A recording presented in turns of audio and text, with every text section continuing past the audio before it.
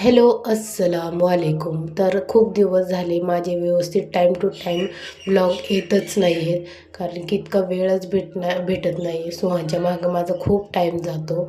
आणि माझी मम्मी गावाकडून खूप सारे आंबे घेऊन आली. हे आमच्या शेतातलेच आंबे आहेत. ज्या दिवशी मी तुम्हाला लास्टच्या ब्लॉगमध्ये मी दाखवलंच होतं.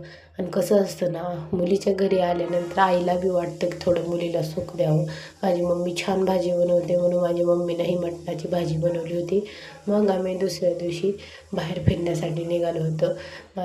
अरमान, मी, सुहान आणि मम्मी चालत चालत ऑटोसाठी गेलो होतो. मग नंतर आम्ही पुढे गेल्यानंतर आम्हाला ऑटो रिक्षा भेटला आणि तिथून आम्ही गेलो हडपसरच्या गार्डनला. कारण की जवळ मी जिथं राहते तिथं जवळ आसपास गार्डनच नाही आहे. त्यासाठी आम्हाला तिकडंच जावं लागतं. मग आम्ही तिथे गेलो, मस्त टाईम स्पेंड केला आणि वडापावसुद्धा घेऊन आलो. तो छान वडापाव खाल्ला. छान वाटतं असं गार्डनमध्ये बसून खाण्यासाठी ते वगैरे. मग सगळेजण मस्त एन्जॉय करत होतो आणि छान वाटत होतं. सुहान खूप खेळत होता आणि त्याला असं बाहेर आल्यानंतर फक्त पाण्याचं काहीही दिसू द्या तर तो पाणी खेळायला सुरुवातच करतो. त्याचं असंच असतं.